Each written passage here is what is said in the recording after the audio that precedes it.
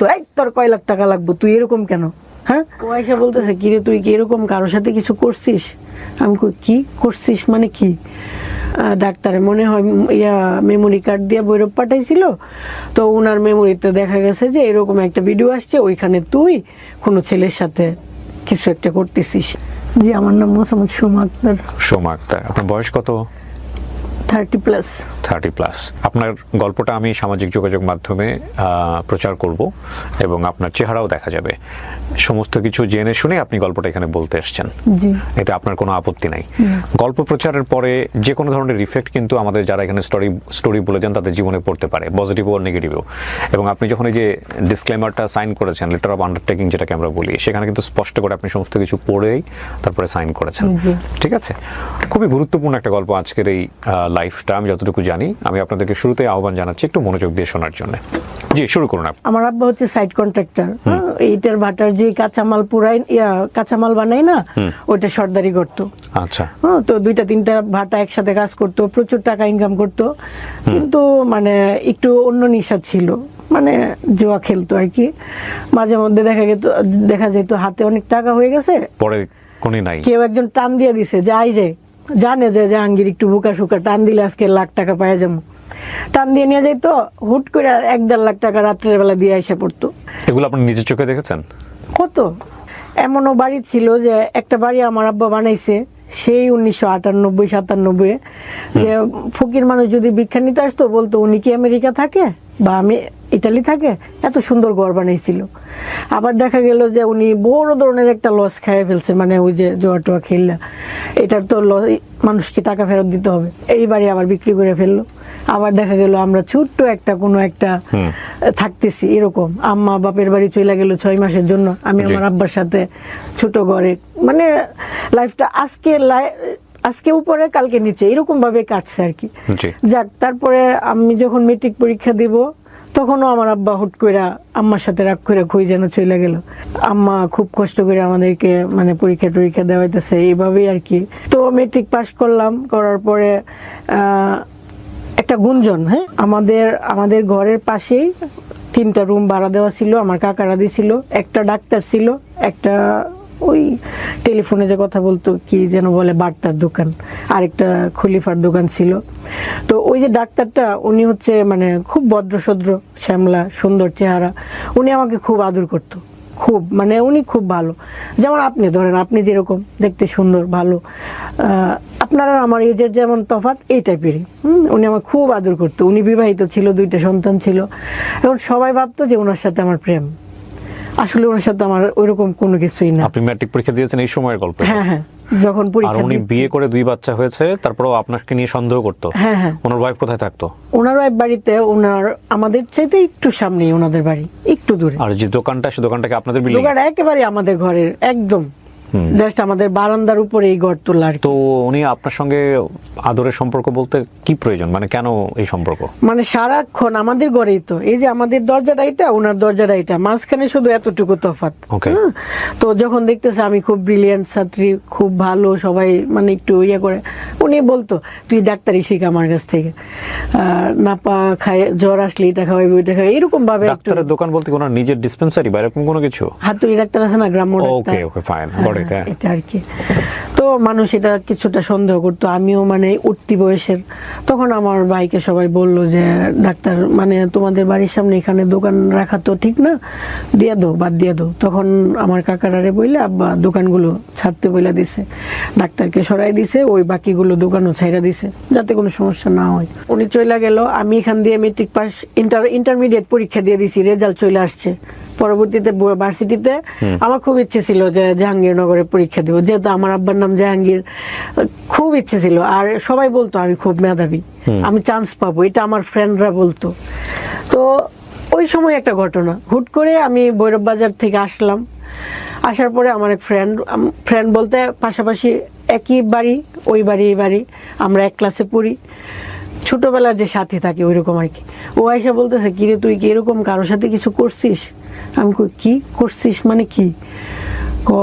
এরকম ডাক্তারের হাতে, ডাক্তারে মনে হয় মেমোরি কার্ড দিয়ে ভৈরব পাঠাইছিল, তো ওনার মেমোরিতে দেখা গেছে যে এরকম একটা ভিডিও আসছে, ওইখানে তুই কোনো ছেলের সাথে কিছু একটা করতেছিস এরকম। ডাক্তার? ওই যে ওই ডাক্তার। ওকে। প্রথম কথা হচ্ছে তার সাথে আমার একটা প্রেমের গুঞ্জন ছিল, আবার উনার এখানে মেমোরি ব্যাপারটা কিন্তু খুব ক্লোজ। তারপর আমি অবাক যে কি আসলে তখন আমার ওইরকম কিছুই না, আমি যখন জানি আমার কিছু না তখন তো আমি অবাক হব। আমি অবাক হলাম, হওয়ার পরে আমি কি তাড়াতাড়ি গেলাম ওই ডাক্তারের কাছে। আমি আপনার কাছে বলে কি আছে দেখান তো। হ্যাঁ, উনি খুব খুশি মনে দেখাইতেছে যে দেখা যাচ্ছে যে আমার মতো চেহারা, সেম আমার মতো চেহারা, কিন্তু আমি হাসলে সুন্দর লাগে না। কত বছর আগের গল্প এটা? এটা 2011। 13 বছর, 14 বছর আগের গল্প। জি জি। তো 14 বছর আগের ইন্টারনেট বা মেমোরি কার্ড সিস্টেমের জায়গাটা কেমন ছিল এটা কিন্তু আপনাদের একটু রিয়েলাইজ করতে হবে। এখন যেরকম কোনো একটা কিছু ভাইরাল হলে এটার যেরকম ফ্যাক্ট চেকিং একটা ব্যবস্থা থাকে, 11, 12, 13, 14 বছর আগে কিন্তু ওরকম ফ্যাক্ট চেকিং কোনো ব্যবস্থা ছিল না। ঠিক আছে, এটা একটু মাথায় রাখতে হবে। জি। তারপর ওনাকে জিজ্ঞেস করলাম, উনি ভাই করে দিল, এই যে দেখ, হ্যাঁ আমি দেখতেছি চেহারা আমার মতো, কিন্তু আমি হাসলে সুন্দর লাগে না। ওইখানে মেয়েটা হাসতেছে, খুব সুন্দর লাগতেছে। এমনকি ওর কানে একটা রিং টাইপের পরানো ছিল আর গলায় একটা নেকলেস টাইপের, চেন টাইপের আর কি। কিন্তু আমার লাইফে কখনো, এখন আমি মাঝে মধ্যে একটা সুন্দর দুল পরি, লিপস্টিক দিই, তখন একেবারেই না। আমি তো অবাক যে এরকম জুয়েলারি তো আমি কখনো পরি নাই। হ্যাঁ, এটা তো আমি তো বুঝতেছি, আমি অবাক হয়ে গেলাম। মানে ওইখানে এমন কোনো সিনও না যে হয়ে গেছে বা এরকম কিছু না, জাস্ট মনে হচ্ছে মেয়েটা এই যে আমার সামনে ক্যামেরাটা দাঁড় করানো, আমি ক্যামেরায় দাঁড়ানো, আমার শরীরে কোনো কাপড় নেই, আমি এরকম ভাবে আমার শরীরের উপরে হাত দিচ্ছি। ওকে। পেছন থেকে একটা ছেলে এসে জাস্ট আমাকে এভাবে ধরছে। ওই ছেলেটা কি ডাক্তার? না, ওই ছেলের কোনো মুখ নাই, কিছু নাই, জাস্ট মনে হচ্ছে একটা ছেলে পেছন থেকে আসতেছে। হ্যাঁ, তো 1 মিনিট 18 সেকেন্ড, এরপরে আর কিছু নাই, এতটুকুই। কিন্তু আমি তো জানতেছি এরকম তো কখনোই কিছু না, মনে হচ্ছে একটা বাথরুম টাইপের ছোট্ট একটা রুম, এরকম কিছু একটা। তো ওই দিন মানে এত কান্না কাঁদছি যে বলার বাইরে, যে কি হয়েছে, এটা কি, আসলেই তো আমি এমন কিছু করি নাই। ধরেন আমি আপনার সাথে কিছু করলাম, আমি তো জানবো যে ওই রুমটা কেমন ছিল বা ওই দিন রাত বা দিন কি ছিল। আসলে তো এমন কিছুই হয় নাই, এটা কিভাবে সম্ভব? কিন্তু আমি দেখতেছি চেহারাটা আসলেই আমার মতো। হ্যাঁ, তারপরে আমি আসলাম, আইসা কান্নাকাটি করতেছি। আমার যে বেস্ট ফ্রেন্ড, হ্যাঁ, উনি আবার ওনার বাড়ির সামনে দিয়ে আসতেছি কান্না করে, উনি পেছন আসছে, কি হয়েছে তুই এমনি কান্দাছিস কেন? আমি আন্টি এমন হয়েছে। আমি তো আসলে এরকম, তুমি তো জানো, তুমি সব জানো, এরকম তো কখনোই না।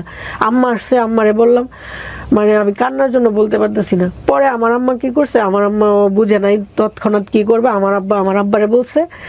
বলার পরে আমার আব্বা তো দা বুটি নিয়ে গেছে, ডাক্তারের মায়েরা ফেলবো। তখন পুরো এলাকা হাসতেছিল কেন? ডাক্তার হাসতেছিল বলতে উনি বুঝাইতেছে, এই যে দেখ, এখন তো তুই হয়ে গেছিস।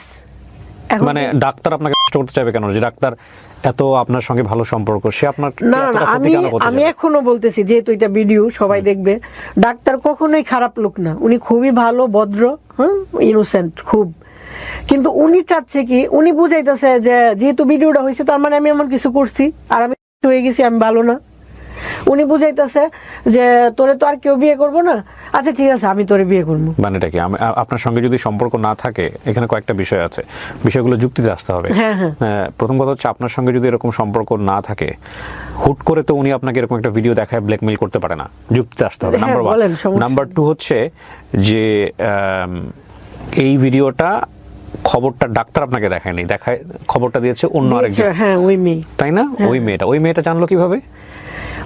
ওই মেয়েটা প্রথমে এসে আমাকে বলছে যে মেমোরিটা আমি দিছিলাম ভৈরবে। মেমোরিটা ওই মেয়ে দিছিল। হ্যাঁ, ওই মেয়েটা ভৈরবে কিভাবে? মানে ওই যে ডাক্তার যে গাড়ি দিয়ে প্রতিনিয়ত আসা যাওয়া করে, ওষুধ মেডিসিন আনে, ওই ড্রাইভারের কাছে নাকি দিছে। ড্রাইভারের কাছে কেন দিবে ওনার মেমোরিটা? মানে দিছে মূলত ডাক্তার। কেন দিবে? মানে আমি আমার মেমোরি কার্ডটা আমার ড্রাইভারের কাছে কেন দিব? মানে যুক্তিতে আসি আর কি বিষয়টা। আমার তো ব্যক্তিগত একটা জিনিস মেমোরি কার্ড, আমি তো এটা আমার ড্রাইভারের কাছে দিতে পারি না, দেওয়ার কথা না। কিন্তু তাদের কথা ভাষ্যমতে এটা। ওই মেয়েটা জানলো কিভাবে? ওই মেয়েটার সাথে ডাক্তারের কি সম্পর্ক?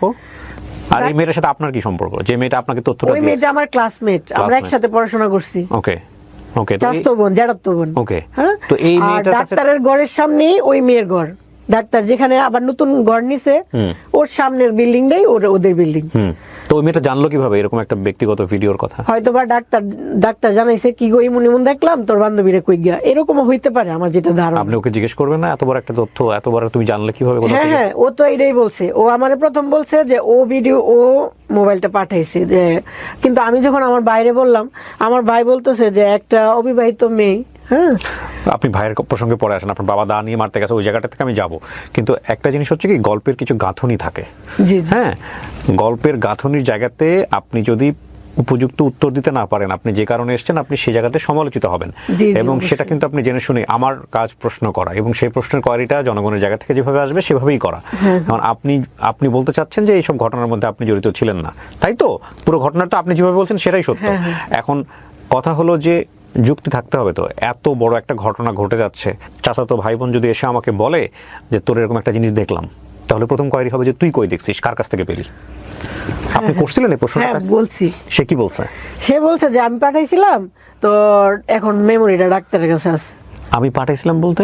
ও নাকি মেমোরি দিছে গান টান উঠায় দেওয়ার জন্য আর কি। কে? আগে তো মেমোরি পাঠাইতো মানুষ গান বইরা দেওয়ার জন্য, ছবি বইরা দেওয়ার জন্য। কে? ডাক্তার? না না, আমার ওই যে বান্ধবী। হ্যাঁ হ্যাঁ, বান্ধবী মেমোরি দিয়েছে গান ভরে দেওয়ার জন্য। হ্যাঁ, তারপর তো দেখেছে ওইখানে এটা ঢুকে গেছে এরকম ভাবে। এইখানে ডাক্তার একটা ভিডিওটা দিয়ে দিয়েছে। হ্যাঁ, হ্যাঁ। কে দিয়েছে সেই ভিডিও? মানে ওই যে দোকান থেকে ভিডিও দিয়ে দিয়েছে। দোকানে গিয়ে আপনারা জিজ্ঞেস করবেন না যে তুমি ভিডিওটা আরেকজনকে দিলা কেন? এটা মানে একদম মানে অযৌক্তিক বিষয় হয়ে যায় না? যাই হোক, আপনাকে বলছে, তারপরে আপনি ডাক্তারের কাছে দৌড়ে গেলেন কেন? হ্যাঁ হ্যাঁ, যেহেতু মেমোরিটা ডাক্তারের কাছে আছে, সে বলছে মেমোরিটা ডাক্তারের কাছে, তাই ডাক্তার। আমি বুঝতেছি না আপনার, সরি, আমাকে প্রশ্নটা করতেই হচ্ছে সুমা। মেমোরি কার্ডটা কার? মেমোরি কার্ডটা মূলত ডাক্তারের। মেমোরি কার্ডটা ডাক্তারের। আপনার কাজিন জানলো কিভাবে যে এই ভিডিওটা এখানে আছে? সে বলতেছে ডাক্তার ওরে ডাইকাই না দেখাইছে যে দেখ এরকম এরকম।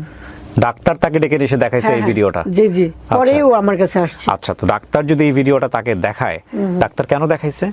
ডাক্তার দেখাইছে যে আমি কলঙ্কিত হব, সবাই জানবে। তো আপনি প্রথমে বললেন যে ডাক্তার তো আপনার সাথে খুবই ভালো সম্পর্ক, ডাক্তার আপনাকে আদর যত্ন করে, স্নেহের চোখে দেখে, তো চোখটা তো এরকম না, তাহলে এখন কেন এরকম করতেছে?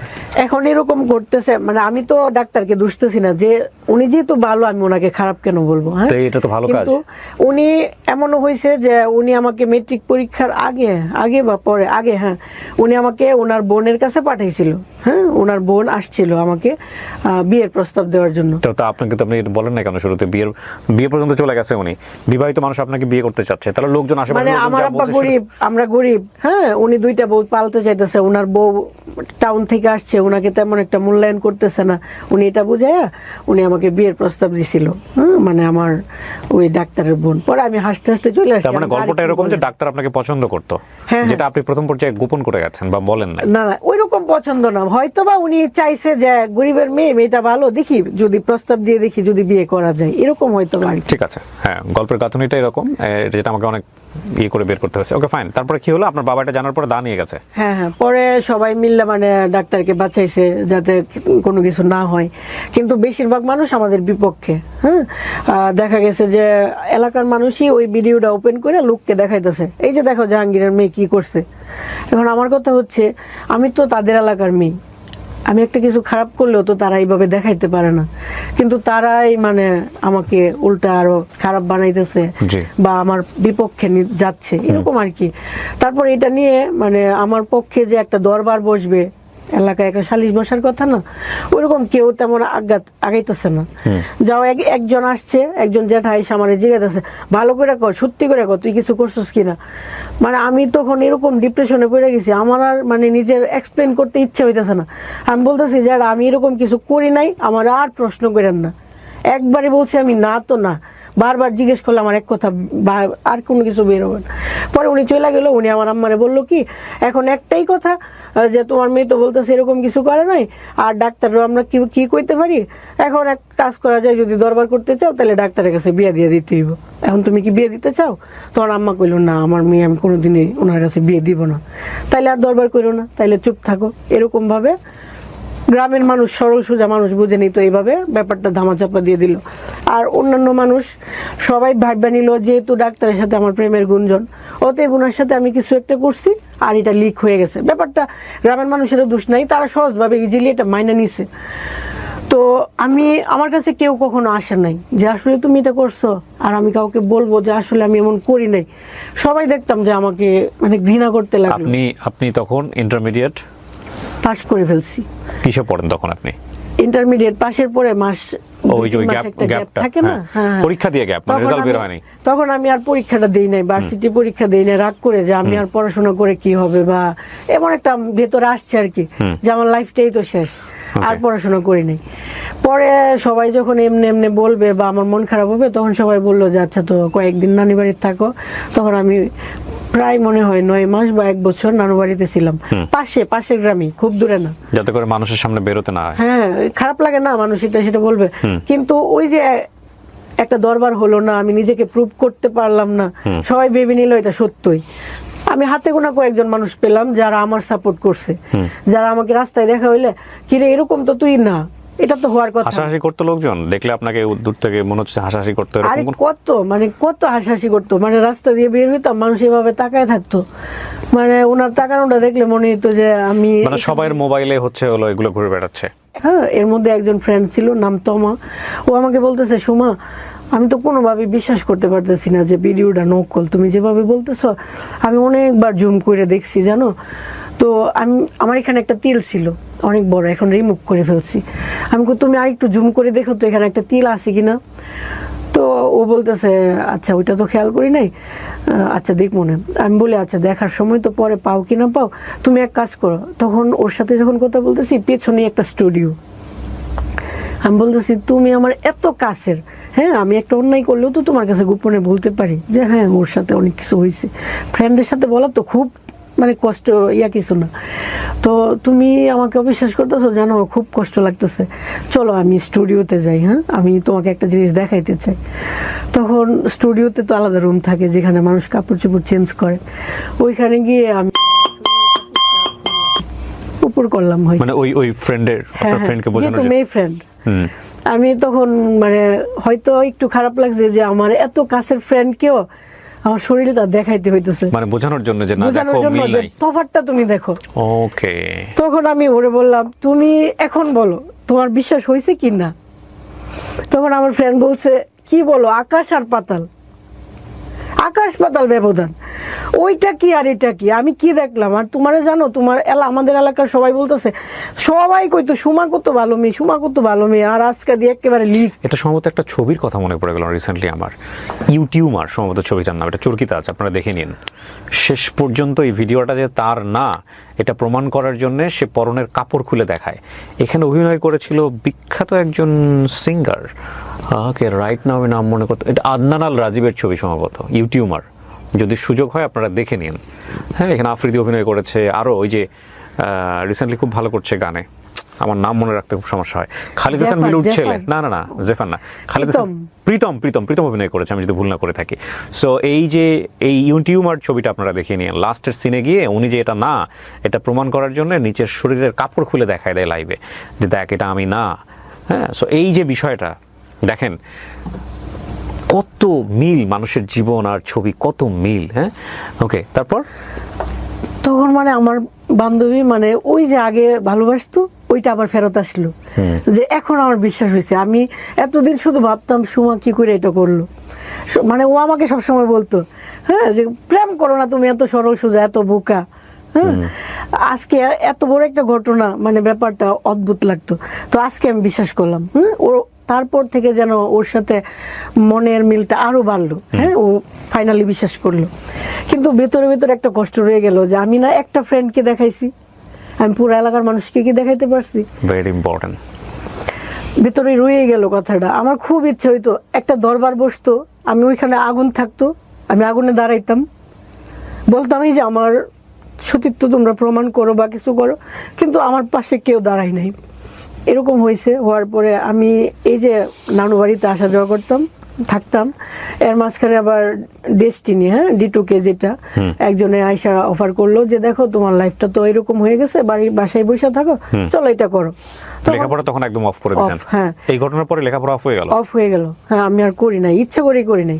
পরে D2K তে জয়েন করলাম, করার পরে D2K তে জয়েন করলে কিন্তু এখানে যেতে হয়। D2K কি? ডেস্টিনি 2000 লিমিটেড, যেটা MLM কোম্পানি। ওকে, এখানে ওখানে যাইতে হয়। তো কাজের প্রয়োজনে অনেকদিন পর নিজের এলাকায় ঢুকলাম।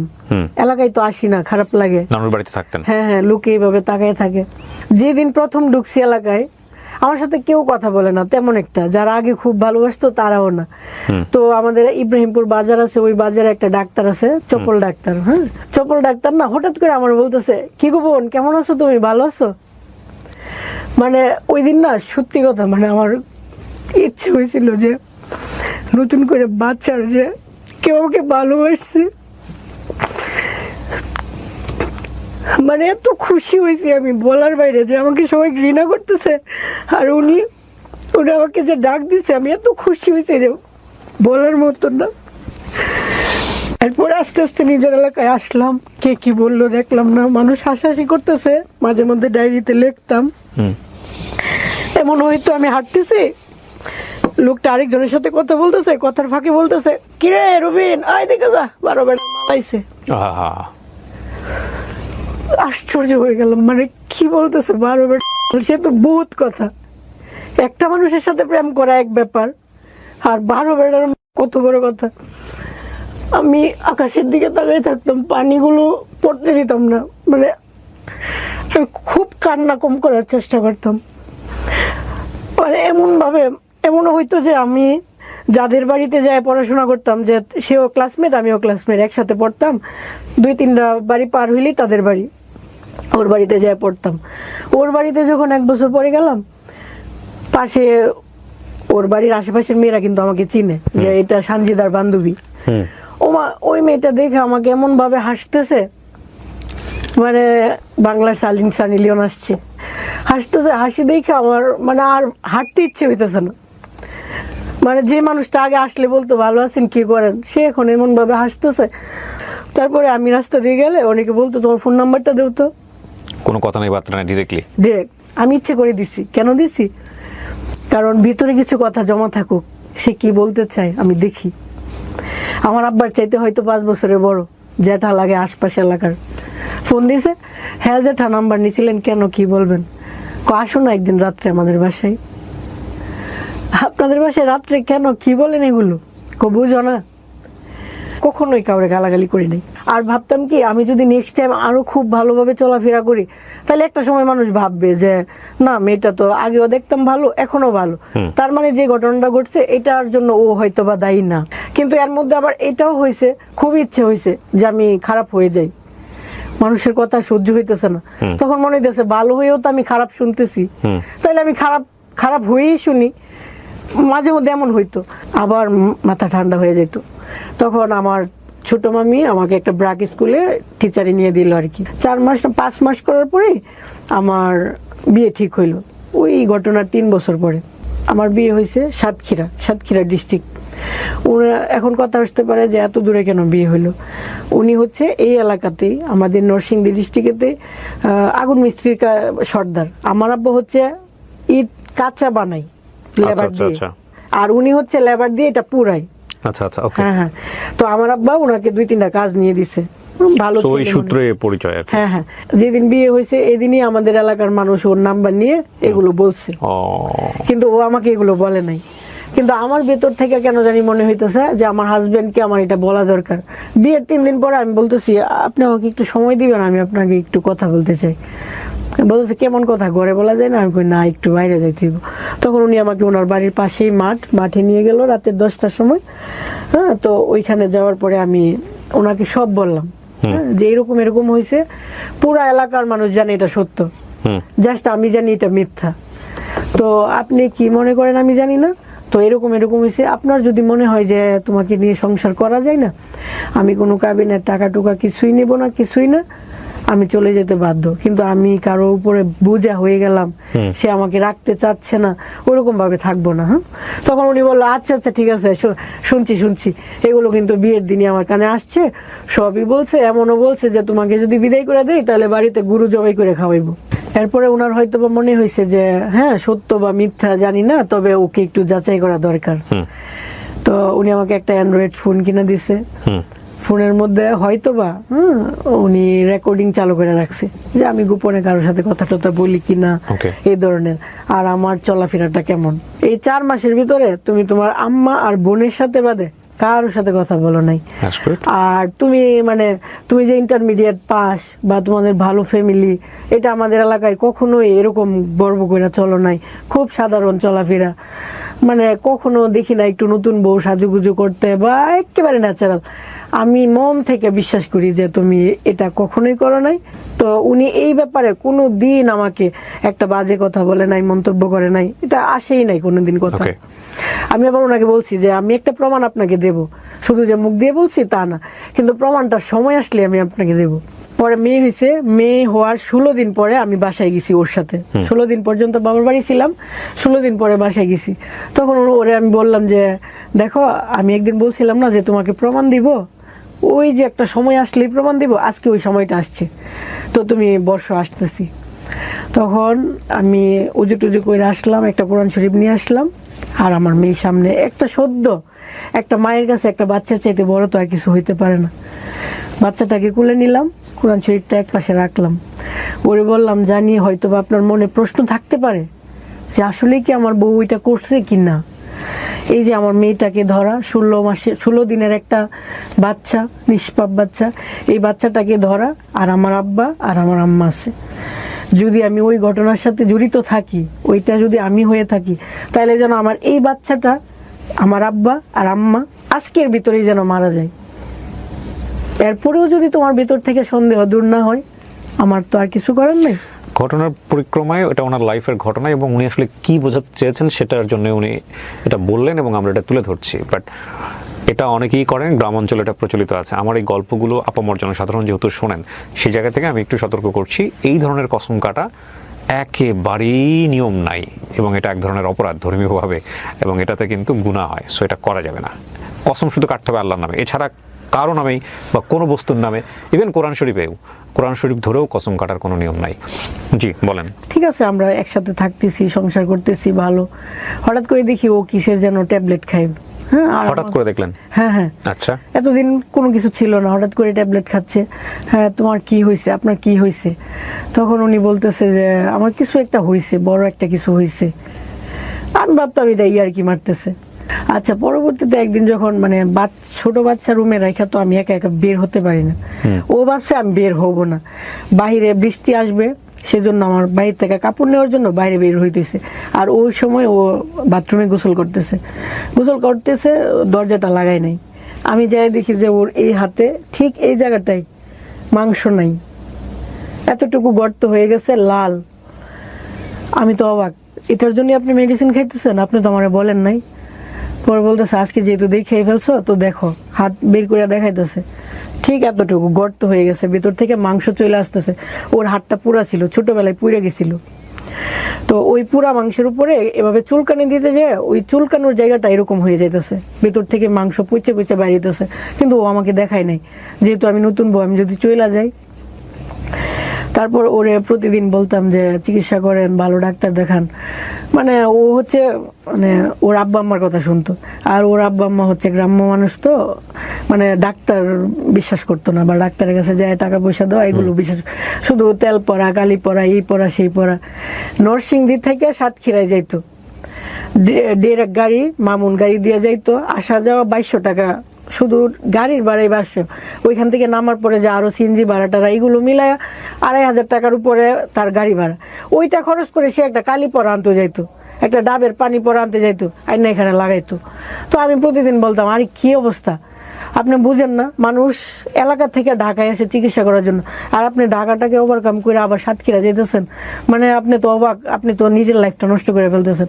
কিন্তু ও একবার বুঝে, আবার বুঝে না, মানে ওর আম্মা যা বলে, আব্বা যা বলে তাই। তো এই করতে করতে এই যে এতটুকু থেকে ঘাটা আস্তে আস্তে আস্তে আস্তে এত বড় হয়ে যাচ্ছে, হাত পৌঁছে যেতেছে, ঘুম থেকে উঠেই দেখি 1 ইঞ্চি বাইরে যেতেছে চারপাশ দিয়ে, পরের দিন আরো 1 ইঞ্চি এরকম। কিন্তু ওরে কোনোভাবে বুঝাইতে পারি না, যাক অনেক কিছু বুঝে ডাক্তারের কাছে নিলাম। তখন ডাক্তার বললো যে আরে তোমার তো অনেক সমস্যা, তুমি তো কয়দিন পরে ক্যান্সার হয়ে যাবে, তুমি কেন চিকিৎসা করতেছো না? বুঝাই টুজাই দিল যে তোমার হাঁটু থেকে মাংস হয় না, এখানে লাগাই দিব, তুমি ঢাকা সমরিতাতে আসো, এরকম এরকম বলার পরেও আবার ওই মার কথা, আবার ওই বনাতি চিকিৎসা এটা সেটা করতে করতে একটা পর্যায়ে ওর হাত পুরোটা এখান থেকে নিয়ে এতটুকু পুরো হাত মনে হচ্ছে যে ভিতরে পোকা হয়ে যাচ্ছে, এরকম একটা অবস্থা। যখন একেবারে ও ক্যান্সারের পর্যায়ে চলে আসছে, এমন জ্বর আসছে যে ডাক্তার আনার পরে ডাক্তার বলতেছে আরে কি বলেন, এই রুগী আমরা ধরবো, তাড়াতাড়ি ঢাকা নিয়ে যান। পরে অ্যাম্বুলেন্স নিয়ে ভোরবেলা ঢাকা গেলাম মহাখালী ক্যান্সার হাসপাতালে। পরে ডাক্তার দেখে বলতেছে আর এটা তো অলরেডি ক্যান্সার হয়ে গেছে, আমরা টেস্ট না করেও বলতে পারি। এরকম একটা রোগী নিয়ে আসছো কেন, তুমি তো শিক্ষিত মনে হচ্ছে, তোমাকে দেখে চালাক মনে হচ্ছে। তো আমি বললাম যে এরকম এরকম, আমার কথা আসলে কোনো কিছু শুনে না। যাক, পরে ওনারা ট্রিটমেন্ট করলো, মানে ভর্তির জন্য ওনারা অনেক করলো যে এরকম একটা রোগী ওয়েট করানো যাবে না, তোমাকে যেভাবে হোক আমি একটা সিটের ব্যবস্থা করে দিচ্ছি। ওই ডাক্তারের বাড়ি আবার নরসিংদী ডিস্ট্রিক্ট, সেজন্য উনি আমার প্রতি আরেকটু হয়তো বা সদয় হয়েছে। তো খুব তাড়াতাড়ি সিট পেয়ে গেছি। সিট পাওয়ার পরেও 2 দিন পরে উনি আবার বাড়ির থেকে ফোন দিছে, বাবা ডাক্তার দেখাইস না, ডাক্তার দেখাইলে কিন্তু মানুষ বাঁচে না।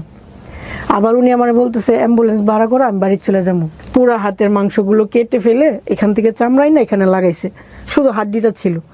তারপরে বললো তাড়াতাড়ি মাছ মাংস খাওয়ানোর জন্য, অনেক খাওয়ানোর পরে এখানে সুন্দর হয়ে গেছে হাড়টা। তখন ও এত খুশি, আমাকে বলতেছে ধন্যবাদ দিতেছে যে তোমার কথাটা যদি আগে শুনতাম তাহলে এরকম হইতো, কষ্ট পেতাম না। হ্যাঁ।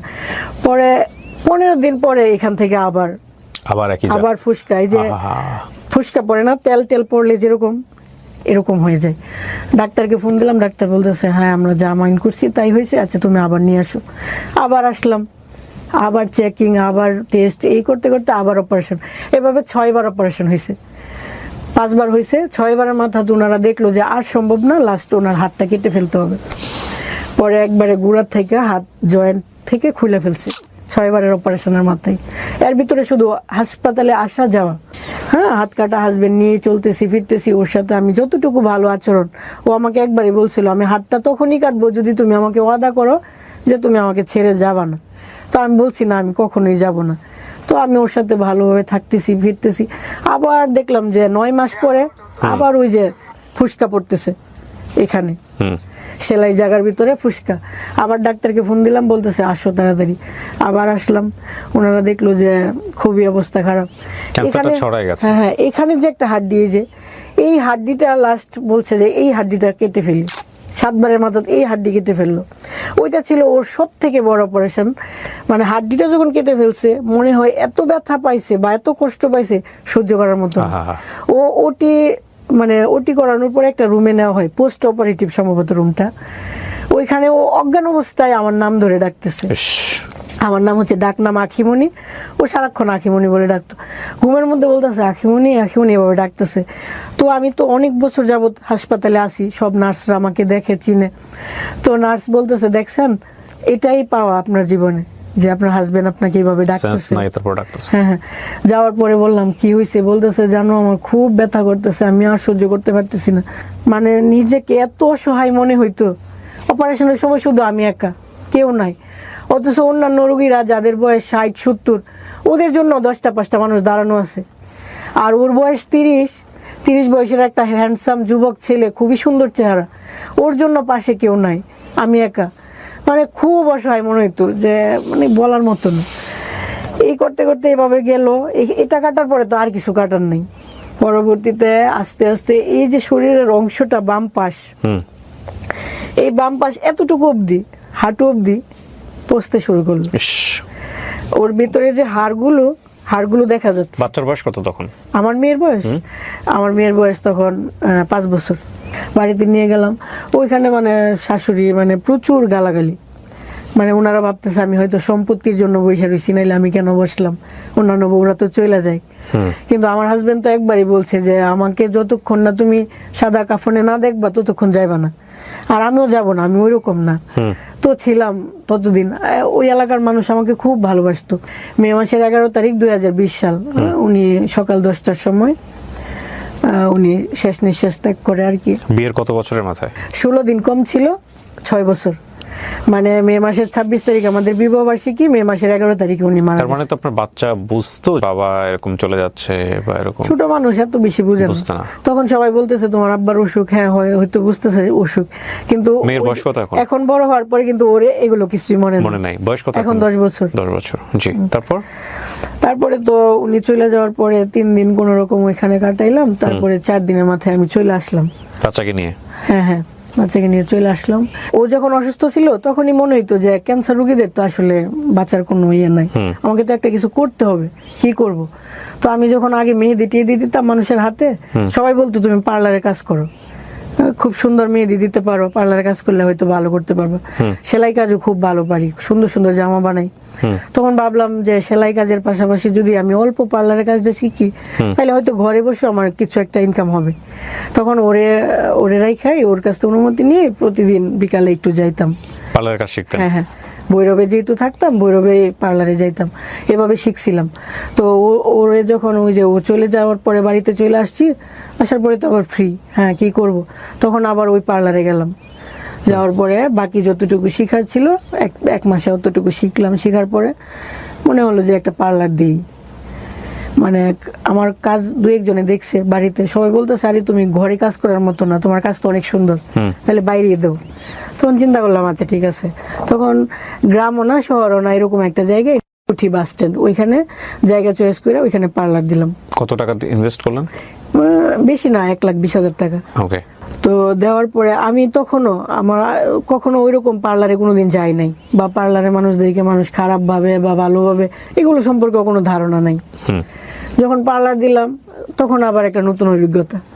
মানুষ ফোন দিতেছে, ফোন দিয়ে বলতেছে কি অবস্থা, কি করো, কেমন আছো, কত টাকা রেট নাও, এই নেও সেই নাও। মানে আমি তো আবার নতুন অভিজ্ঞতা, আরে কি বলে এগুলো।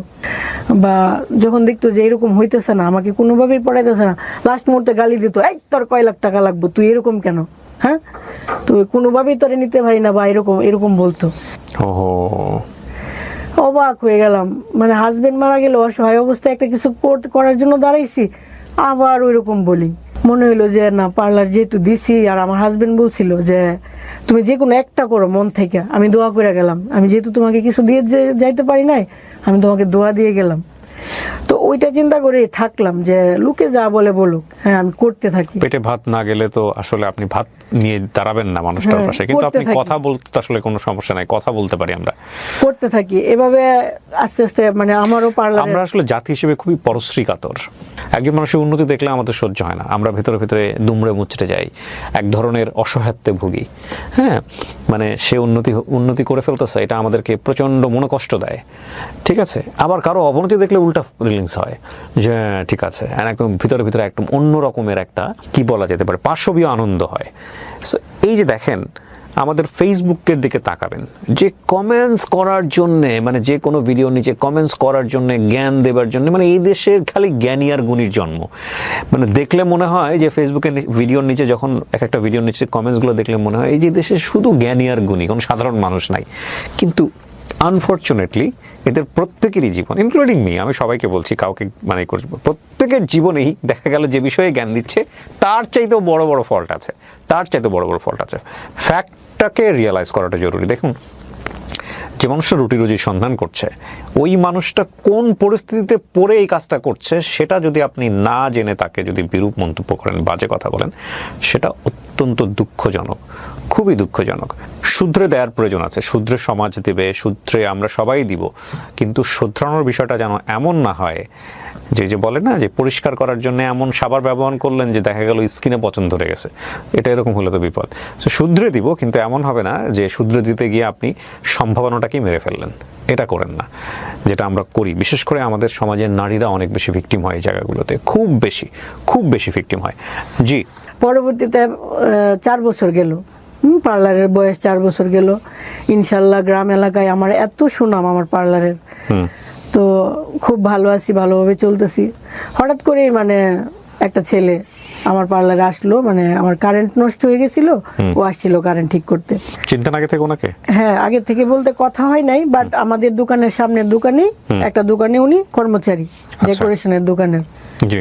তো ওই ডেকোরেশনের দোকানের বন্ধুর বোন আসছিল পার্লারে সাজতে, যেহেতু কারেন্ট নাই আমি ভালো করে সাজাতে পারবো না, তো ওরা বলছিলাম যে কারেন্ট ঠিক করে দেন, উনি দোকানের ওই ছেলেটাকে পাঠাইলো।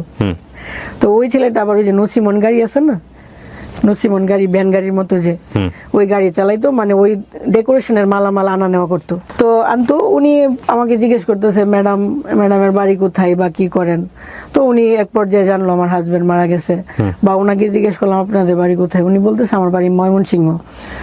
এত দূরে, তাহলে এখানে কোথায় থাকেন, বউ নিয়ে থাকেন? না, আমি বিয়ে করি নাই, আমি এখানে একজনের বাসায় থাকি।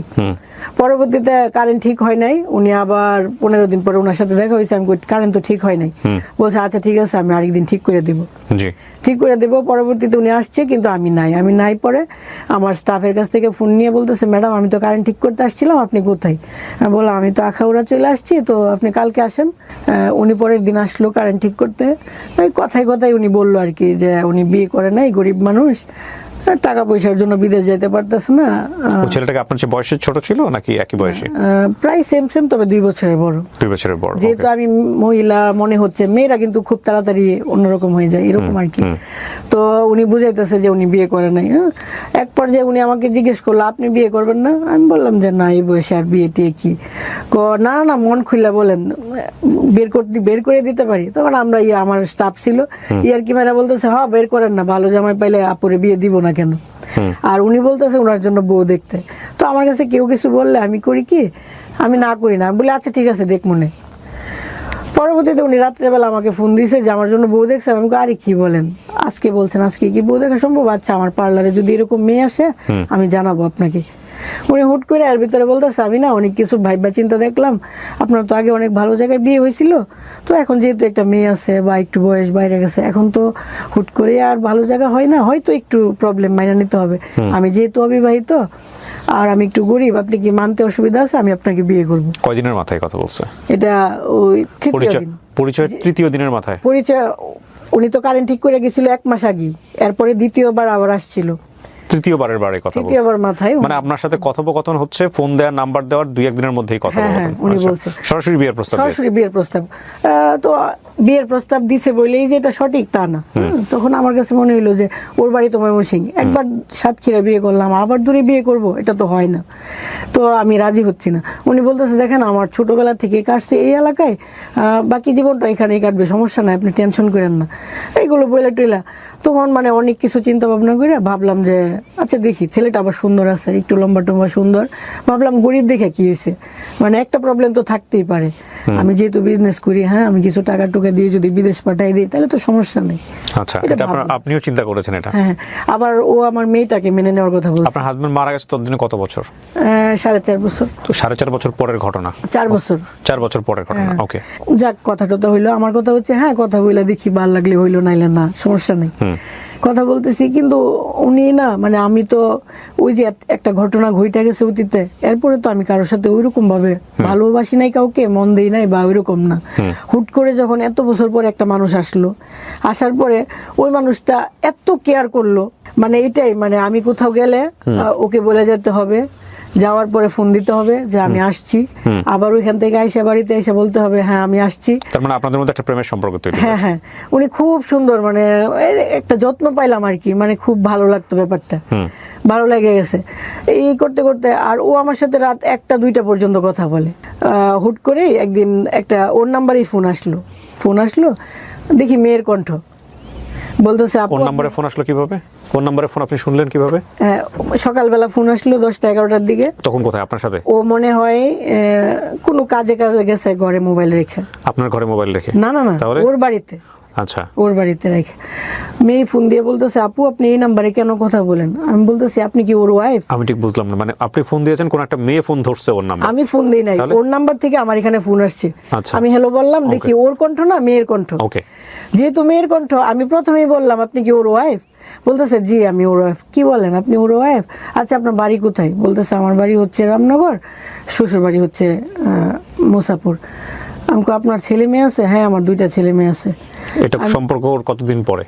সম্পর্ক হওয়ার মনে হয় 15 বা 20 দিন। 20 দিনের মাথায়? হ্যাঁ। তখন মানে আমি একদম কান্না করতেছি, ভাত খাইতেছিলাম ফোন আসার সময়, তখন আমি ভাতে কিরা কাটলাম যে আর কখনো কোনোদিন কারোর সাথে কথা বলবো না। এরকম করলো মানুষটা আমার সাথে। তো আমার সামনে আমার স্টাফ আছে, ও বলতেছে আপু মানে বিশ্বাস হইতেছে না ভাইয়া এরকম। আচ্ছা ঠিক আছে ভাইয়া আসুক।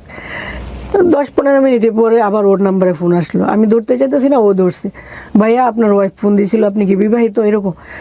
আল্লাহ কে বলো সোনালি, ছি ছি ছি। আরে আমি ঘাস কাটতে যাইতেছি, তখন আমার বিয়ান বলতেছে, হ্যাঁ আমার বোনের, আমি তো বোনের বাসায় থাকি, আমার বিয়ান বলতেছে ভাই বলি ভাই ফোনটা দিয়া যান একটু ঘাটাঘাটি করি। তো যখন মেয়ের নাম্বার দেখছে তখন ও একটু প্যাস লাগাই দিছে। এখন ও বলতেছে বলি ভাই আজকে দিছি আপনার প্যাস লাগায়, আজ যে আপনার বাড়ি উলি দিব আপনার ফেসা। মানে খুব সুন্দর করে ইজিলি মেনটেন করে ফেললো।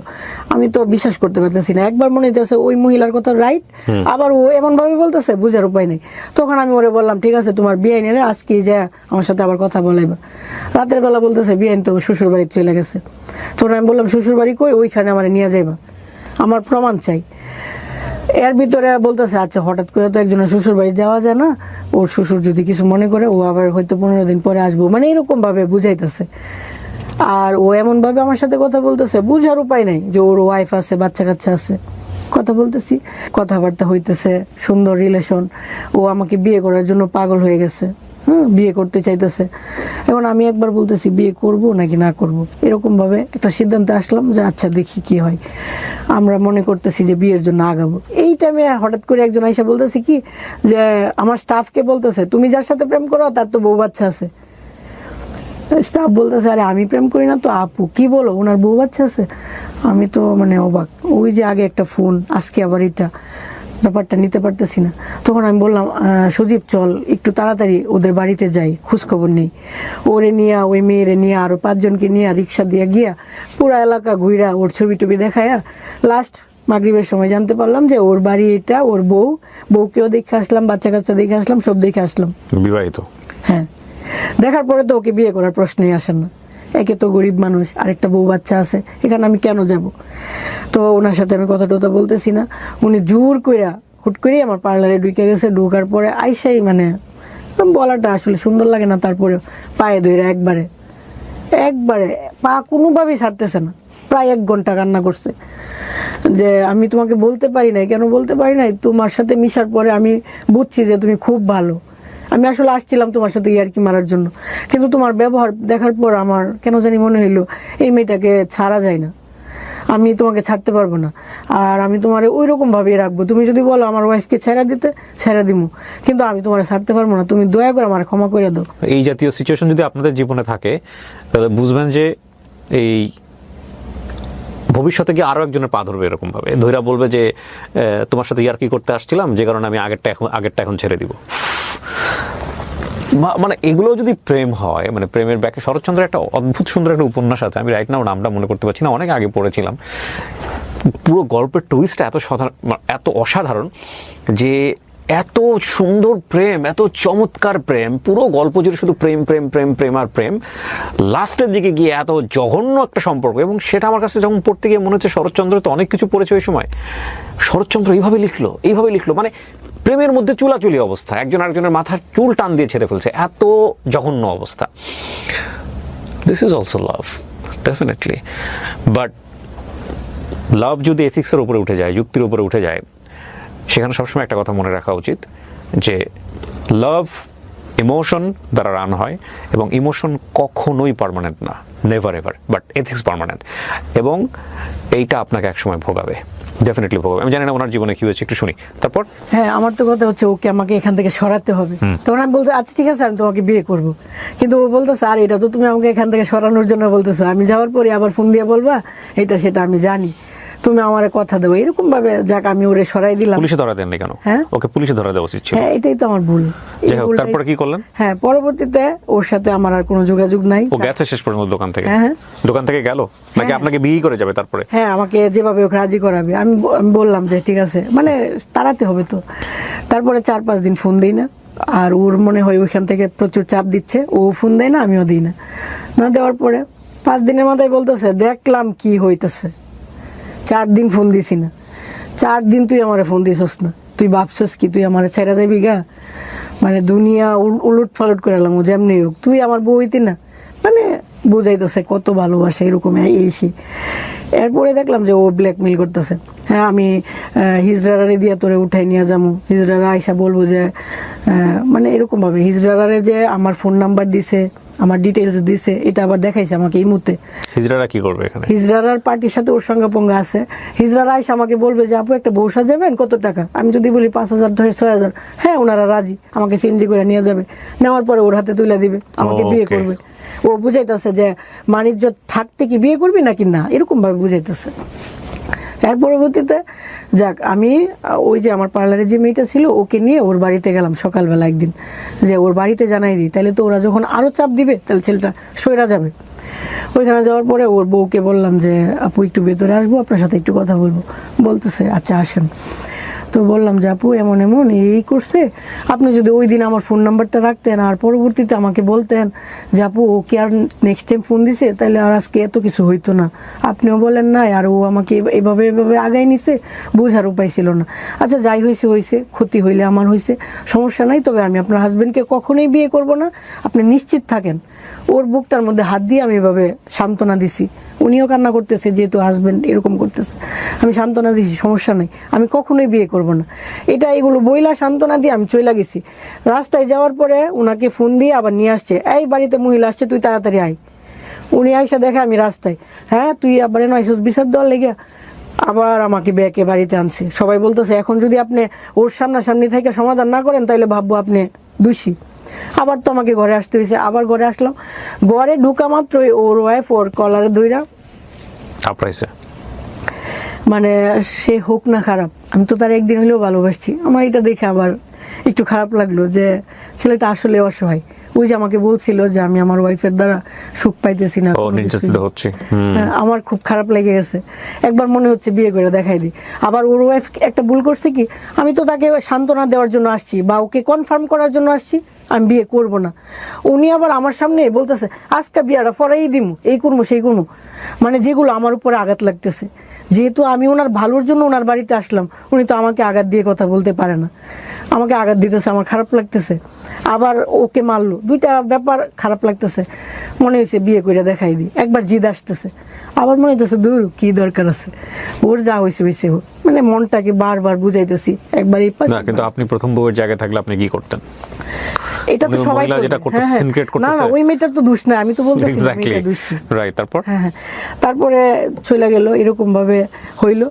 তো ও আবার ফোন দিতেছে বিয়ে করতেই হবে। ও আবার ওই যে ওর বাড়ির থেকে আমরা যে চলে আসছি না, চট্টর দেখে চলে আসছি, ও তাড়াতাড়ি গাড়ি নিয়ে আমাদের সামনে আইসা নায়ক স্টাইলে, একবারে নায়কের মতো, এই যে তোর কয়শো বাপ আছে, কয়শো বাপ আছে, বাপ নিয়ে আয়, তোর আমি বিয়ে করুম 1 মাসের ভিতরে, চ্যালেঞ্জ, তুই পারলে ফিরা, তুই আমার বাড়িতে বিচার নিয়ে আইসস, তুই আমার বউ হইবে 100% গ্যারান্টি। মানে ফিল্ম স্টাইল এরকম ভাবে বইলা গেল। যাক আইসা পড়লাম, ওনার সাথে কথা বলতে চাইতেছি না বা এরকম এরকম। উনি আবার বলতেছে বিষ খাই মরে যা মগা, আমার ছেলেটারে তুই দিস, তোর জন্য মরে যাচ্ছি, এই সেই। হ্যাঁ, তখন বললাম আচ্ছা ঠিক আছে, আপনার ওয়াইফ যদি রাজি থাকে তাহলে আমি আপনার বিয়ে করবো। কারণ আমি জানি ওয়াইফ তো কখনো রাজি হবে না, সে তো এটা পারবে না। তখন ও আমার বলতেছে কি, ওয়াইফের তো রাজি করে ফেলছি, আজকে রাতে বলছি যে আমাদের বিয়ে হয়ে গেছে, তো তুমিও কালকা বইলো ফোন দিয়ে যে আমাদের বিয়ে হয়ে গেছে, দেখো কি হয়।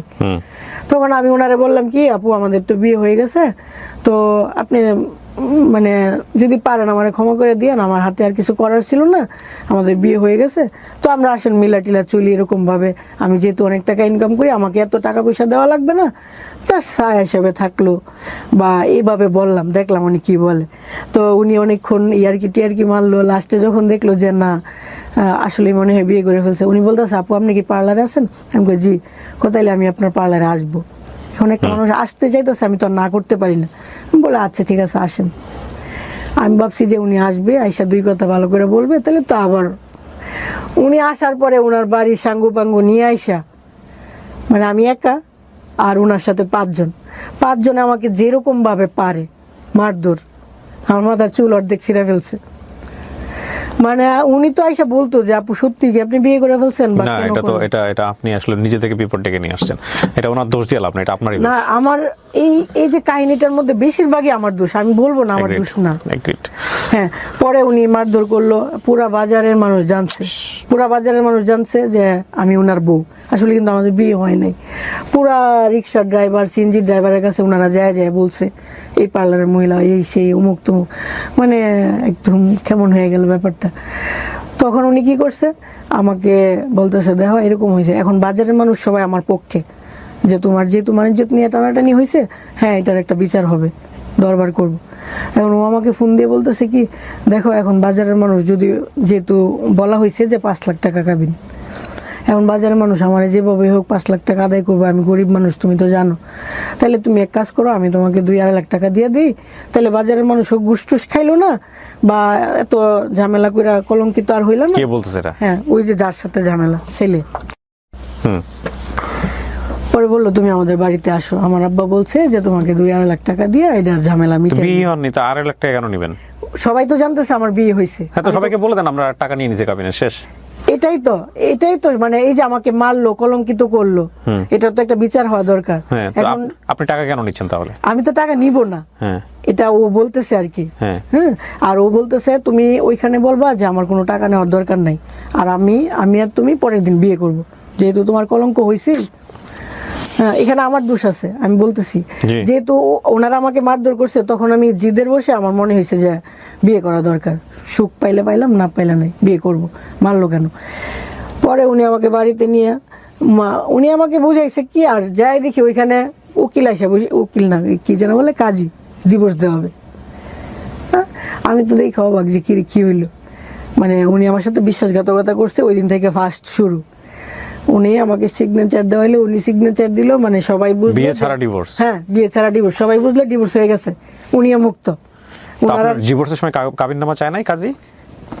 উনি বুঝাইছে যে তোমার কোনো চাওয়া পাওয়া আছে, আমি বলছি না আমার কোনো চাওয়া না, কিন্তু আপনাদের বিয়ে যদি না হয়ে থাকে তাহলে ডিভোর্স হয় কিভাবে? প্রথম কথা হচ্ছে যে কাজীর মাধ্যমে ডিভোর্স হচ্ছে, কাজী তো আপনাদের কাবিননামা চাবে, কাবিননামা কই? এগুলো কিছু চাই নাই। হ্যাঁ, উনি তো চাইলে তো এটার ব্যাখ্যা হইতো, উনি কিছুই চাই নাই, উনি জাস্ট আমাকে নাম লেখাইতেছে, এমনকি আমার আইডি কার্ডের ফটোকপিও চাই নাই।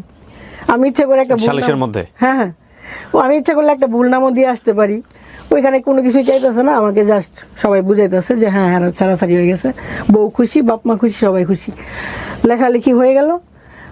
আমি এত রাত্রে কিভাবে বাড়িতে আসবো? আমাকে কেউ মাথায় হাত দিয়ে সান্ত্বনাও দেয় নাই যে মা তুমি আমাদের জন্য এত কিছু করলা, বিয়ে হয়েছে, বিনা টাকায় আমার এখান থেকে চলে যাইতেছো, বা তোমার কলঙ্ক হয়েছে, এই ধরনের কোনো কথা না।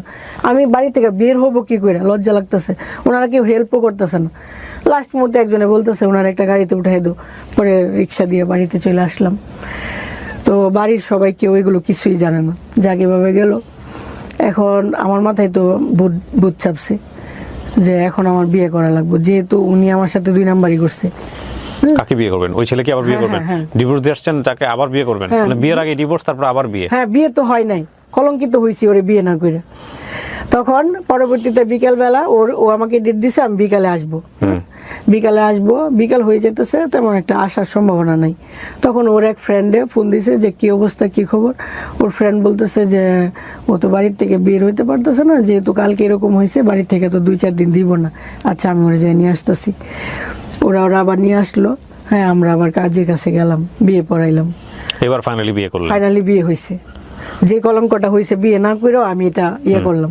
ওই যে 5 লাখ টাকা কাবিন দেওয়ার কথা ছিল, মানে আগেরটা সবাইকে আই ওয়াশ করছে যে ডিভোর্স হয়েছে, যে টেনশনের কিছু কিন্তু না, এলাকার কেউ জানে না, মানে বাজারে এর পরের বার তারা বিয়ে করছে আবার। হ্যাঁ, বাজারের কেউ জানে না যে ডিভোর্স হয়েছে বা এরকম হয়েছে, বা আমার এলাকার কেউ জানে না, জাস্ট ওদের বাড়ির 2-4 জন, বুঝছেন না?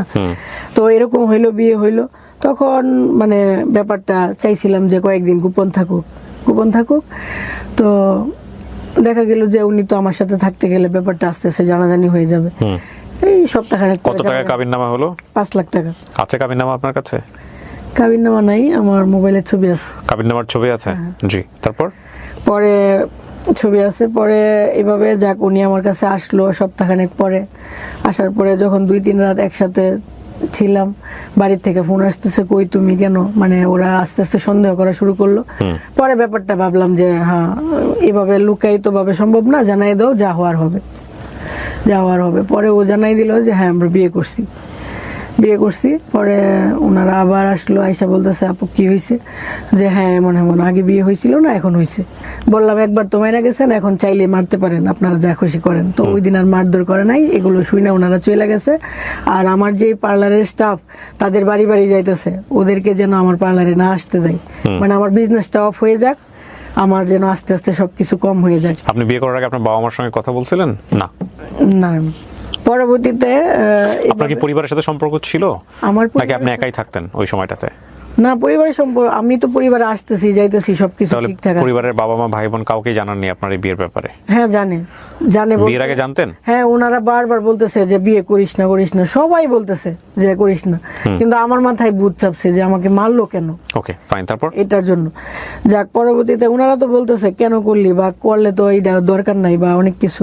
তারপর আমি করছি, করার পরে উনি সব সময় আমার কাছে আসতেছে, এখানে যাইতেছে ওইখানে যাইতেছে, মানে আমার কাছে আসতেছে ওইখানে যাইতেছে, বা আমি ওইরকম ভাবে দিতেছি যাতে গুনাহ না হয়, আল্লাহ যেন না বলতে পারে যে তুমি একা কেন সবকিছু নিচ্ছ।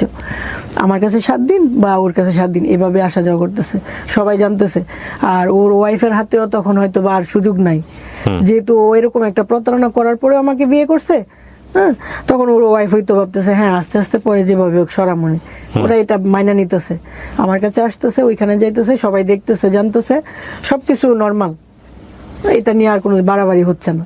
একদিন হঠাৎ করে অ্যাক্সিডেন্ট হয়ে গেল, উনি যে গাড়ি চালাইতো গাড়িটা উল্টায় পড়ে ওনার ইয়ে হয়ে গেল। হওয়ার পরে ওনার রাত্রে 11টার সময়, হ্যাঁ যেহেতু প্রেম করে বিয়ে করছি, ওনার প্রতি তো আলাদা একটা টান আছে, আমার খুব খারাপ লাগতেছে যে ওনারে না দেখে আমি কেমনে থাকবো।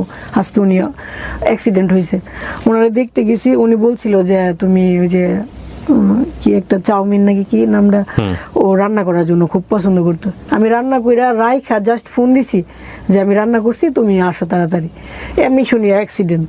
ওই জায়গায় থেকে ওই খাবারটার দিকে তাকাই আমার খারাপ লাগতেছে। যাক, ওই খাবারটা নিয়ে আমি রাত্রে 11টার সময় ওদের বাড়িতে গেলাম, ও অসুস্থ, ওকে দেখার জন্য।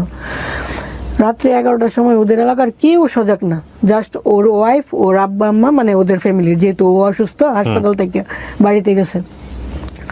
যাওয়ার পরে ওনার ওয়াইফ মানে আমাকে দেখার পরে একটু রাগারাগি করতেছে, পুরো এলাকার মানুষের সজাগ বানাই ফেলছে। পরে এলাকার মানুষরা এসে আমাকে অনেক গালাগালি করতেছে, যে মানে অনেক বাজেভাবে গালাগালি যা পারে। তারপরে আমি ওনাকে খাবারটা দিয়ে চলে আসছি যে আমি তোমার জন্য রান্না করছিলাম, তুমি যদি না খাও আমার খারাপ লাগবে, তুমি খায় নিও। তো কান্না টান্না করে চলে আসছি। তো আইসা আবার পার্লারেই ঘুমাইলাম, থাকলাম। তো এর ভিতরে উনি কি হইলো, উনি কিন্তু আমাকে কোনো বাসা করে দেয়নি, আমরা ওই যে পার্লারেই থাকতাম। আমার পার্লারে উনি একবার থেকে অভ্যাস হয়ে গেছে, ওনার কাছে মনে হলো যে আর টাকা খরচ করার দরকার নাই।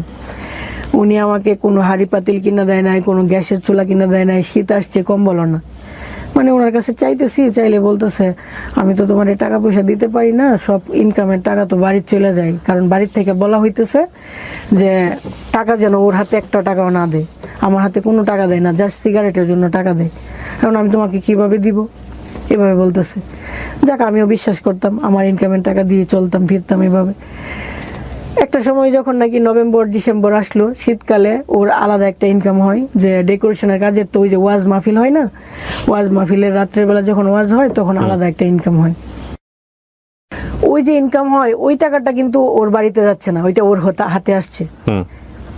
এরপরেও যখন ও আমাকে টাকা না দিচ্ছে বা কিছু দিচ্ছে না, তখন আমার কিছুটা সন্দেহ হলো যে ব্যাপার কি। অথচ মুখ দিয়ে আপনি যেরকম ওই যে শরৎচন্দ্র চট্টোপাধ্যায়ের কথা বলতেছেন না, এত আদর করে, এত আদর যা বুঝার উপায় নাই যে ও আসলে ওইরকম কিনা, খুব আদর করে। আমরা খুব হ্যাপি, বোঝা যাইতেছে, সবাই দেখতেছে আমরা খুব হ্যাপি। তখন থেকে বলতেছি না আমি আর সংসারটা করব না, বা আমার যে 5 লাখ টাকার কামিন আমি এটাও চাই না, আমি নিজে থেকে সইরা যাবো। এটা বলা মাত্রই মানে মারধরের একটা লিমিট ছাড়া মারধর। আমার এই গাল দুইটা মনে হয় আজকে 5 মাস যাবত মার খাইতে খাইতে মানে অবস্থা খুব খারাপ, প্রচুর মারধর করে। মানে তুই চলে যাবি কেন, তোরে বিয়ে করছি, তুই আমার কষ্টের দিনে ছিলি, তুই আমার সুখের দিনে থাকবি। এতগুলো মারতেছে, মারের পরে যে এখান দিয়ে রক্ত বায়া পড়তেছে, ওই রক্তটা নিজেই চুষে খাইতেছে, আবার নিজেই আমাকে মেকআপ করাইতেছে, মানে আমার মন ভালো হওয়ার জন্য। আমাকে যে মারছে আধা ঘন্টা, এটা মুছে দেওয়ার জন্য আমাকে মেকআপ করায় যাতে আমার হাসি আসে। হাসি আসার পর এই তো হাসি দিছে, আরে বুঝার উপায় নেই, মানে মারতেছে আবার আদর করতেছে, এভাবে দিন কাটতেছে। মানে কিন্তু ওর পক্ষ থেকে আমি ওরে বুঝাইতাম, ধরো তোমার একটা আত্মীয় আমেরিকা থাকে, তুমি গরিব মানুষ, তখন তার মনটা তুমি কিভাবে জয় করবা? হয়তো তার জন্য কিছু শাকসবজি নিয়ে যাইবা, দেশি একটা মুরগি নিয়ে যাবা, এটাই তো। তুমি আমাকে তেমন কিছু দেওয়া লাগতো না, জাস্ট একদিন 100 টাকা আইনা বলবা, নেও তোমার গরিব জামাইয়ের 100 টাকা রাখো, তাহলে আমি খুশি হমু। কিন্তু এটাও কোনো দিন দেয় না। তখন আমার ব্যাপারটা অদ্ভুত লাগতেছে, কেন দেয় না? তার মানে কি সে চাইতেছে ওরে আস্তে আস্তে অত্যাচার করবো, ওর চলে যাবে, এরকমই তো। এরকম করতেছে, আবার মারে। একটা কিছু হইলেই কিছু বলতে পারি না, একটু 19-20 কথাটা একটু হইলো আবার মারলো, আবার আদরও করতেছে। বুঝার উপায় নেই। তো আমি বাড়ি চলে গেলে 10 মিনিটের ভিতরে যদি না আইসস, তোরে যে কি করুম। বুঝাইতেছে খুব প্রেম, আমাকে ছাড়া তার চলতেছেই না। আবার রাগটাক বইলে আবার চলে আসতাম, এরকম ভাবে চলতেছে। এই করতে করতে ওর কিছু প্রতারণা আমার চোখের সামনে পড়লো। ও বিদেশ চলে যাবে আমাকে না জানায়, পাসপোর্ট টাসপোর্ট সব রেডি, একটা কিসের কাগজের জন্য যাওয়া হয় নাই। ও আমাকে আইসা বলতেছে, জানো আমি যে তোমার সাথে প্রতারণা করছিলাম, আজকে সব বলবো। আমাকে কি প্রতারণা? কই যে দেখো আমি বিদেশ চলে যেতেছিলাম, কিন্তু একটা কাগজের জন্য হয় নাই, আমি হয়তো বা সপ্তাহখানেকের ভিতরে চলে যেতাম। তখন আমি এমন কান্না শুরু করছি, বলতেছে একটা শুনেই কান্না করতেছো, আরো তো অনেক কিছু ছিল, থাক আর ওইগুলো বললাম না। তখন তো বুঝলাম যে মানুষটা আমার রেখা বিদেশ চলে যাব, মানে হচ্ছে ওই যে আমার 5 লাখ টাকা কাবিন দেওয়া লাগলো না, বিদেশ চলে গেলে আমাকে খরচ খরচা দিল না, একটা সময় তো আমি এইভাবেই চলে যাবো। ব্যাপারটা এরকম দাঁড়াইলো। এরকম ভাবে আস্তে আস্তে প্রতারণাগুলো সামনে আসলো। আমি বুঝতে থাকলাম যে না, মানুষটা দেখা যায় অন্যরকম। আঘাত পাইতে পাইতে, কষ্ট পাইতে পাইতে মনে হইলো যে না, আমি তো আসলে টাকার বিনিময়ে তার জন্য আসি নাই। আমার খুব মায়া লাগছিল, গরিব বইলা তাকে ভালোবাসতাম, বাড়ির থেকে মাংস রান্না করে এনে খাওয়াইতাম। ওই যে ময়মনসিংহের ছেলে, গরিব মানুষ, কি না কি খায়, খুব মায়া করে ভালোবাসতাম। তো সিম্পিতি চলে আসছিল অতিরিক্ত। ওই মানুষটাকে আমি একটা নসিমন ড্রাইভারকে বিয়ে করছি, টাকা পয়সা দেখা না, ও তো গরিব, আমি জাস্ট ভালোবাসার জন্যই বিয়ে করছি। এখন যখন প্রতারণা, আমি কিভাবে থাকবো এখানে, দরকার নাই। আমি নিজের থেকে ওকে আবার ডিভোর্স দিয়ে চলে আসছি। এর ভিতরে 1 লাখ টাকাও দিছি। কবে ডিভোর্স দিয়েছেন? ডিভোর্স দিছি ঈদের 2-4 দিন পরে। কোরবানির ঈদের? না, রোজার ঈদ। রোজার ঈদের। আচ্ছা। ডিভোর্স দেওয়ার 7 থেকে 8 দিন আগে 1 লাখ টাকাও দিছি আমি। টাকা দিছি, তুমি উঠার জন্য উঠো, দোয়া থাকবে, সমস্যা নেই। দিয়ে আসলাম। আয়শা ভিডিওটা আমি যে দিয়ে আসছি, ভিডিওটা যদি ওর সামনে না দেখাই ও বিশ্বাস করবে না। আরেকজনকে দিয়ে ভিডিও পাঠায়া শিওর করলাম যে হ্যাঁ, আমি তোমার জীবন থেকে চলে আসছি। আমি জানি ও রাগ করে আর কখনো আসবে না। সাথে সাথে আমি মাগরিবের সময় ডিভোর্স দিয়ে চলে আসছি, ও রাত 8টার সময় আমার বাড়ির সামনে দাঁড়ানো, ফোন দিতেছে ঘর থেকে বাইরো, তুই কাপড় নিয়ে বাইরো, তুই দিয়ে ফোন দিয়ে কি হয়েছে, বেটি মানুষ দিলে কিচ্ছু হয় না, আমি তো আর দিছি না, বাইরেও কইছি। আমি আরে কি বলেন এগুলো, ফোন রাখেন। ফোন আর ধরতেছি না, টুস করে ঘরের ভিতর ঢুকে গেছে। আমার বোন এখানে বসা, আম্মা বসা। আম্মা আব্বার সাথে ঝগড়া করে, আব্বা নাই, আম্মার সাথে আমার বোনের সাথে ঝগড়া টগড়া করে, এই আপনার মেয়েরে কি আমি দিছি? হ্যাঁ, আপনার মেয়ে ডিভোর্স দিয়ে পড়ছে, আমি আপনার মেয়েরে নিতে আসছি। বুঝাইতেছে খুব ভালোবাসা। আমার আব্বা আমার মাও ভাবতেছে হ্যাঁ, ছেলেটা যেহেতু এত কিছুর পরে আসছে, তার মানে মনে হয় সংসার করার জন্যই আসছে। ও আমাকে বললো আগামী শুক্রবারে আমরা বিয়ে করবো। 2-3 দিন পরেই শুক্রবারে বললাম আজকে না, বলে মূল্য আনবেন, বলতেছে আজকে তো টায়ার্ড, আচ্ছা অন্যদিন। তখন মনে হইলো কি যে প্রতারণা করতেছে মনে হয়। আচ্ছা ঠিক আছে, একটা মূল্যায়ন না, যদি আবার 2 কথা বলি তার মানেই যে আমার লাইফটা সেটেল হয়ে যাবে তা তো না। ঠিক আছে, আর কয়দিন দেখি। আর কয়দিন দেখতে দেখতে মনে হইতেছে কি না, এমনই ও চেঞ্জ হবে না। তুই যে আমার কষ্ট দিয়ে চলে গেছিলে, ওই কষ্টটা আবার তোকে আমি দিমু, এই জন্য তোকে ফেরত আনছি। আবার চলে গেছি যে না ঠিক আছে, ওকে কষ্ট দিছ তো, হ্যাঁ আমি কষ্ট পাইছি। আবার বলতেছে তোর এত বড় সাহস, আমি তো এগুলো বলি তোর মন পরীক্ষা করার জন্য। মানে কি বলবো ভাই, এত মার ধর, এত কিছু। তারপরে এইভাবে চলতেছে এই যে আজকে 2 মাস। হ্যাঁ, বিয়ে ডিভোর্সের পরে ওর সাথে থাকতেছি। অনেক অন্যায় এটা, লোকে সবাই শুনতেছে, জানতেছে, আমাকে নোংরা কথা বলবে, কিন্তু আমি সেকেন্ড চান্স নেওয়ার চেষ্টা করছি। যেহেতু আমাকে বুঝাইছে, আমি তোকে একটা সুযোগ দিচ্ছি। আজ অব্দি না, 1 বছরের ভিতরে আমাকে একটা জামাও কিনে দেয় না। শুনেন, আপনি একটা কথা বলি, মানে ওভারলোড হয়ে যাচ্ছে আমরা আসলে। আপনার বর্তমান বয়স আপনি কত বলেছেন? 30 প্লাস। 30 প্লাসের মানুষের জীবনে এগুলো ভুল, এটা অন্যায়, এটা ক্রাইম। আপনি যেগুলো বলতেছেন এগুলো 15, 16, 17, 18 বছরের বাচ্চার গল্প হলে ঠিক আছে, আমরা বুঝতে পারতাম যে ও টিনেজার, ও যেগুলো করতেছে সেগুলো ঠিক আছে, ওগুলোর জায়গা থেকে মানসিক পরিপক্কতা আসে না, সেটা ঠিক আছে। বাট 30 প্লাস অধিকের একটা মানুষ, এবং যার জীবনে যার একটা বাচ্চা আছে, সংসার আছে, তারপরে সে প্রেমের জন্য এত কিছু ভুল করে ফেলবে, এগুলো ভুল না, এগুলো ক্রাইম। আমি সরি, আমার জায়গা থেকে বিষয়টা এরকমই। আপনি ধরেন এসে গল্পটা বলে গেলেন, তো ছেলেটা আপনাকে এটা করেছে, ওটা করেছে, ওটা করেছে, এটা করেছে, ওই ছেলে যদি এখানে বলতো, ওই ছেলেও আপনার এগেইনস্টে 100টা কথা বলতে পারতো। হ্যাঁ হ্যাঁ, ঠিক আছে, গল্প অবশ্যই বলবে। যখন বলে এখানে কেউ অবশ্যই একজন, বলবে। গল্প যখন এখানে কেউ একজন বলে, তখন সে মনে করে যে আমি হচ্ছি পৃথিবীর সবচেয়ে ভালো মানুষ আর বাকি যারা সবাই অপরাধী। না, অবশ্যই এটা নিয়ম, তার মানে কথা আছে। গল্পর জায়গাটা থেকে এরকমই হয় বলা, কিন্তু গল্পটা কখনো এরকম না, গল্পটা দ্বিপাক্ষিক। অবশ্যই তার হ্যাঁ, কথা আছে। আর দ্বিতীয় কথা হচ্ছে যে আমি ধরে নিলাম যে যদি আপনি যা বলছেন সবই সত্য যদি হয়, তারপরেও আপনি এই যে বর্তমান যাকে বিয়ে করেছেন বা বিয়ে করে ডিভোর্স দিয়েছেন বা ডিভোর্স ছাড়া যেভাবে থাকছেন, হোয়াট এভার ইট ইজ, এই সংসারের যে ভুলটা, এই ভুলের সমস্ত ক্রেডিট আপনার। জি জি, এটা অবশ্যই আমার। তাই তাছাড়া আপনি জেনে শুনে ওর বিয়ের আগে জানতে পারছেন যে ওর বউ আছে, আপনি এই আগুনে ঝাঁপ কেন দিবেন? কারণটা হচ্ছে আপনি তার প্রতি প্রেমে পড়ে গেছেন। প্রেমে পড়তেই পারেন হয়তো বা সেখানে মন আসছে যে কারণেই হোক হয়েছে, কিন্তু প্রেমে পড়া আর বিয়ে করে জীবনে সিনেমিনি খেলা এটা এক জিনিস না। শোনেন, আমি আমার এন্টায়ার লাইফে অনেক গল্প প্রচার করেছি এই রকমের। বিষয়টা এরকম না যে আসলে কাউকে জ্ঞান দেয়া এই গল্প নিয়ে বা এরকম কোনো কিছু করা। আমাদের সংসার জীবনের অনেকেই আমরা হ্যাপি না, অনেকেই অনেক ধরনের অভিজ্ঞতার মধ্য দিয়ে যাই, বাট যারা বিভিন্ন রকম, দেখুন আজকে যে আমাদের যে বোনটি আজকে এখানে এসছে, ওর নাম হচ্ছে সুমা। সুমা কিন্তু একটা রিয়েলাইজেশন নিয়ে এখানে এসছে যে ওনার মতো কেউ যাতে ভুলগুলো না করে, ওনার মতো ইমোশনালি যাতে ব্লাইন্ডলি কেউ এই ভুলগুলো না করে। একটা পার্ট পর্যন্ত ওনার জীবনে যে ঘটনাটা ঘটে গেছে, বিশেষ করে ওই যে আপনার সেই সময়টাতে প্রায় 13 থেকে 14 বছর আগে একটা ভিডিও নিয়ে ওনার জীবনে যে ঘটনাটা ঘটে গেছে, এবং সেখান থেকে ফিরে এসে নিজের জীবনে দাঁড়ানোর যে চেষ্টাটা, একটা সংসার জীবন, এই পর্যন্ত দেখেন, এই পর্যন্ত এই গল্পের এই জায়গাটা অসম্ভব রকম রেসপেক্টের একটা গল্প। একটা যুদ্ধে একটা মেয়েকে সামাজিকতার মানে বলা যেতে পারে রক্তচক্ষু উপেক্ষা করে নিজেকে টিকিয়ে রাখার যে গল্পটা, এটা একটা প্রচণ্ড শ্রদ্ধার সম্মানের একটা গল্প। কিন্তু এই মানুষটাই জীবনের একটা পর্যায়ে এসে যখন এমন একজন মানুষের সাথে ফল ইন হচ্ছে, প্রেমে পড়ছে, একটা ভালোবাসার সম্পর্ক তৈরি হচ্ছে, হাজব্যান্ড ওয়াইফের সম্পর্ক তৈরি হচ্ছে, আবার হচ্ছে না, আবার সেখান থেকে বের হয়ে আসছে, এই যে ব্যাপারগুলা, এইগুলা টিনেজ বয়সে অনেক সময় মানা যায়, কিন্তু এক বাচ্চার মা হয়ে একটা পরিণত জীবনে এক্সপিরিয়েন্সে এসে প্রেম আমাদেরকে এরকম সেকেন্ড করে দিলে সেটা নিঃসন্দেহে আমাদের জন্য অত্যন্ত কষ্টকর।